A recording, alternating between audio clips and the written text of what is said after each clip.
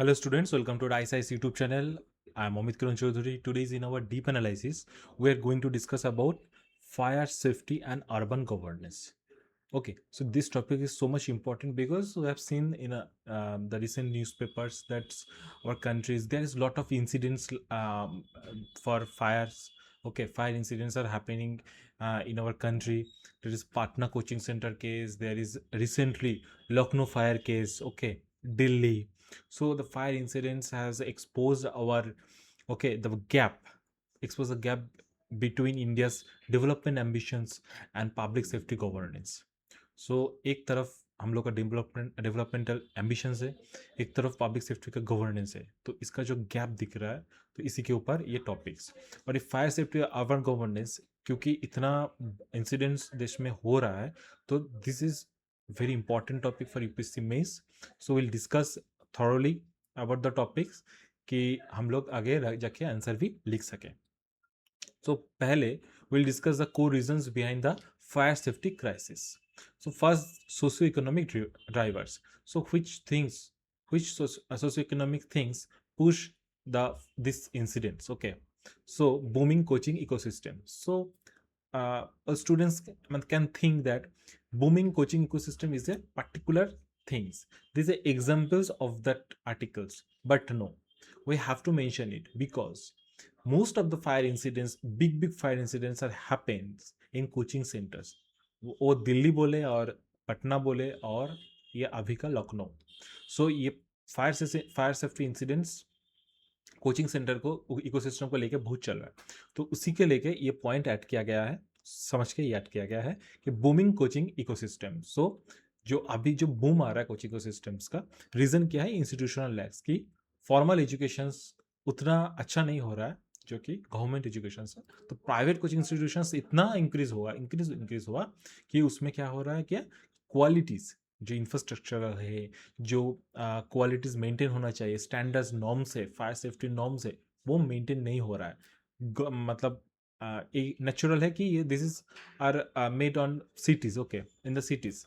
सो cities में बनने के उसके मतलब एक प्रॉब्लम्स ये है कि स्पेस कम है, तो कम स्पेस में इतना कोचिंग इंडस्ट्री बन रहा है तो बहुत सारा कॉम्प्लाइंसेस फॉलो नहीं हो रहा है. नेक्स्ट क्या बोल रहा है कि स्ट्रक्चरल एंड रेगुलेटरी फेलियर्स. तो स्ट्रक्चरल एंड रेगुलेटरी फेलियर्स क्या है कि अनऑथोराइज्ड कमर्शियलाइजेशन. ये बिल्डिंग तो है नॉर्मल रेसिडेंशियल के लिए, लेकिन उसको बना दिया जा रहा है कमर्शियल पर्पस के लिए. This is the issues. What is the issues? The issue is the residential buildings are made for the residents. Okay, and there is others norms. There is a certain norms for commercial buildings. So the residential buildings are not complies with the commercial norms. So there is a loopholes in the safety. Okay. Then weak regulatory enforcements. Okay, there is the issues. They find the issues. They find the faults in the buildings. They find the faults in the institutes. But who implement this? There is a manpower shortage. There is a government negligence, red tapeism. So these are weak regulatory enforcement. Next, profit over safety. Obviously companies are profit makings. They ignore mandatory fire safety norms, okay, for reduce operational cost. Then systematic bottlenecks in fire governance. जो कुछ governance में ना कुछ bottlenecks है. क्या क्या है? Poor investigation culture. Fire कहीं पे बिल्डिंग पे फायर लग गया, लेकिन उसका इन्वेस्टिगेशन होना चाहिए. What are the causes in detail में. अगर कोई गवर्नमेंट का कोई उसके साथ जुड़ा हुआ है, कोई लोकल बॉडीज का कुछ है कि पौरसभा, म्यूनसिपैलिटीज, कॉर्पोरेशंस का कोई इन्वॉल्व है कि नहीं, कोई फायर डिपार्टमेंट का कोई इन्वॉल्व है कि नहीं, कौन इश्यूज क्या है, सेफ्टी चेक्स. ओके, सो ये इन्वेस्टिगेशन कल्चर नहीं है. Then infrastructure deficit. हम लोगों का जो फायर फाइटिंग जो इक्विपमेंट्स है they are very limited. Lack of fire forensics same things कि limited availability of fire forensic experts prevents evidence based policy reforms after disasters. जो कि मैंने बोला कि इसमें थोड़ी देर पहले जो डिस्कस हुआ, पूरी इन्वेस्टिगेशन कल्चर अगर ठीक से इन्वेस्टिगेशन नहीं होगा, फॉरेंसिक आके नहीं जज करेगा कि what are the causes who are involved in the case, ठीक है, तो हम लोग कैसे पॉलिसी बनाएंगे कि नेक्स्ट में ना हो. Okay, absence of smart safety systems. Same things कि fire detections, alarms and suppression technologies are not available on all the buildings. Okay. Then government initiatives and legal frameworks. क्या क्या legal frameworks है? Legality में constitution में क्या लिखा है, government ने क्या स्कीम्स बनाया, तो आर्टिकल 243 एंड 12 शेड्यूल, इसमें क्या बोल रहा है कि अर्बन लोकल बॉडीज को ये रेगुलेट करने का मतलब इसको उनके पास राइट्स है कि urban planning, building safety, fire service ये सब देखे। देन डिजास्टर मैनेजमेंट एक्ट 2005, इसमें भी क्या बोला कि promote disaster mitigation through vulnerable assessment and periodic fire safety audits. Now I am that buildings, okay, here regular fire safety assessment, fire safety trainings are okay occurred. Okay, so हम लोग को भी training के लिए मतलब बुलाता है एक टाइम पे, मंथली में एक बार आता है, कैसे ऐसे पीरियोडिकल है, आता है और हम लोग को वो ट्रेनिंग देता है, तो ये पीरियोडिक सेफ्टी ऑडिट्स करना होता है। अमृत 2.0, ये क्या है अमृत 2.0? मुझे इनकरेज डिजिटल बिल्डिंग अप्रूवल। तो डिजिटल बिल्डिंग अप्रूवल से क्या होता है कि मिडिल में जो पैसा लेके सेटिंग करके जो वो नहीं होता है, कि अल्टीमेटली क्या होता है कि एफिशिएंसी के माध्यम से इसका फायर सेफ्टी कॉम्प्लाइंसेस हो जाता है। देन ग्लोबल बेस्ट प्रैक्टिस, इसमें मैंने ये ऐड कर दिया। ग्लोबल बेस्ट प्रैक्टिस क्या है? ग्लोबल में देश और दुनिया में और क्या अच्छा अच्छा यूज हो रहा है इस मामले को टैकल करने के लिए, तो ये मतलब आंसर राइटिंग में बहुत इंरिच करेगा। यूनाइटेड किंगडम, वो उसमें क्या है कि हैकिथ रिव्यू, उसमें एक रिव्यू सिस्टम है कि हैकिथ के नाम से है। हैकिथ रिव्यू में क्या कर रहा है कि जो हाईराइज बिल्डिंग का जो कॉन्टिन्यूअस सेफ्टी ओवरसाइट्स, रिसेंटली एक इंसिडेंट था आई थिंक नोएडा का था, कि उसमें हाईराइज बिल्डिंग पे आग लगा है, लेकिन फायर फाइटर है से वो अपना जो इंजन से उतना दूर पानी ही नहीं पहुंच रहा है।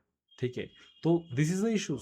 तो हम लोग को अभी न्यू टेक्नोलॉजी को अडॉप्ट करना पड़ेगा कि हाईराइज बिल्डिंग पे अगर आग लग जाए, 30 फ्लोर पे अगर आग लगाए, 20 फ्लोर पे आग लगे, तो कैसे पानी देके हम मतलब उसको आग को मतलब ठीक करेंगे। ठीक है, तो सिंगापुर का क्या है? सिंगापुर बोल रहा है कि ऑटोमेटेड फायर प्रोटेक्शन सिस्टम्स एवं real time monitoring by civil defence authority. United States क्या कर रहा है? बोलते हैं कि उसके इंडिपेंडेंट फॉरेंसिक इन्वेस्टिगेटर्स है, जो कि हम लोग बोल रहे थे कि एक कल्चर रहना चाहिए इन्वेस्टिगेशंस का, तो कि मतलब हम लोग अगर फॉल्ट ढूंढ पाए तो we can implement in for further. हाँ, तो उसमें अगर हम लोग अपना लॉ में अपना जो स्टैंडर्ड में चेंज कर पाएंगे। देन जापान, जापान क्या कर रहा है? वो लोग क्या कर रहा है कि फायर रेजिस्टेंस जो कंस्ट्रक्शन है उसको प्रमोट कर रहा है। अभी का पहले का अगर हम लोग का घर देखते, तो अगर मान मान लो कि अभी एक रिसर्च पेपर था कि पहले हम लोग का घर पे अगर आग लगता तो इतना टाइम लगता कि घर को आग लगने में, वो टाइम घट के अभी बहुत कम हो गया है। अगर आग लगता है अभी बहुत जल्दी घर पे आग फैल जाता है। क्यों? पहले होता था कि सीमेंट का ही सब कुछ बनता था, अभी सीमेंट का ही बनता है, लेकिन हम लोग फॉल सीलिंग बनाते हैं, ऊपर में फॉल सीलिंग, और लेविश करो तो साइड में भी फॉल सीलिंग। तो ये क्या हो जा रहा है, हम लोग का चारों तरफ वुड का स्ट्रक्चर है, वुड भी नहीं है, प्लाई है, और प्लाई जल्दी आग पकड़ लेता है। तो दिस इज मतलब वेरी इंपॉर्टेंट कि हम लोग जापान से ये सीखे कि हम लोग का जो होम मटेरियल्स है वो ज़्यादा से ज़्यादा फायर रेजिस्टेंट कंस्ट्रक्शंस हो। This is the very important things. And then way forward, what should be done. ठीक है, मतलब क्या क्या करना चाहिए? नेशनल बिल्डिंग रिस्क ऑडिट, एक nationwide scientific safety survey होना चाहिए, कितना रिस्क है बिल्डिंग को लेके, ये एक ऑडिट होना चाहिए। स्मार्ट फायर सेफ्टी टेक्नोलॉजीज, इसमें काम करना चाहिए। एडमिनिस्ट्रेटिव अकाउंटेबिलिटी में ध्यान देना चाहिए, ये जो ऑफिशियल फेलिंग टू इन्फोर्स, तो उसको अकाउंटेबल करना चाहिए। Institutional fire forensic expert team बनाना चाहिए separate. Strength in urban local bodies, क्योंकि हम लोग सभी जानते हैं कि हम लोग म्यूनसिपैलिटीज, कॉर्पोरेशंस, पंचायत, इन लोगों के ऊपर कितना अलाइंड है। तो अगर म्यूनसिपैलिटीज कॉर्पोरेशंस कोई स्टेप लेता है इस मामले में तो बहुत अच्छा होगा, तो ये इफेक्टिव गवर्नेंस, फायर गवर्नेंस आएगा। तो रेगुलेट कोचिंग सेंटर्स, सो ये था, क्योंकि अभी रेगुलर कोचिंग सेंटर में आग ज़्यादा लग रहे, तो ये देना ही था कि introduce mandatory licensing, registration and periodic fire safety certification. Conclusion अगर जाता है, ये बहुत ही मतलब हम बोलेंगे कि मतलब मेंस का अगर कोई नोट्स बना रहे हो फायर सेफ्टी के लिए, तो ये वाला ले लीजिए, कॉन्क्लूशंस रेडीमेड से। ओके, 30 वर्ड्स के अंदर ही मैं रखने की कोशिश करता हूँ, और इसमें इंफॉर्मेटिव है। देखिए, ट्रांसफॉर्मिंग इंडिया इंटू विकसित भारत, देखिए की वर्ड्स है, डिमांड्स प्रायोरिटाइजिंग सुरक्षित Bharat through data-driven sample safety audits, mandatory smart sensor-based automated suppression systems, and strict municipal accountability to secure its demographic dividend.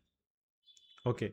Then ये जब पूरा notes पढ़ने के बाद, okay, so you go to the websites. Okay, there I uploaded all the PDFs. Okay, so the articles uploaded. So you just read the article, hold the articles, and attempt the questions. Okay, mains model questions. These are 15 marker questions. Write it in 15 minutes and submit it to our websites. We'll check it. Okay, and there is a whole articles. So all the best, students. Thank you.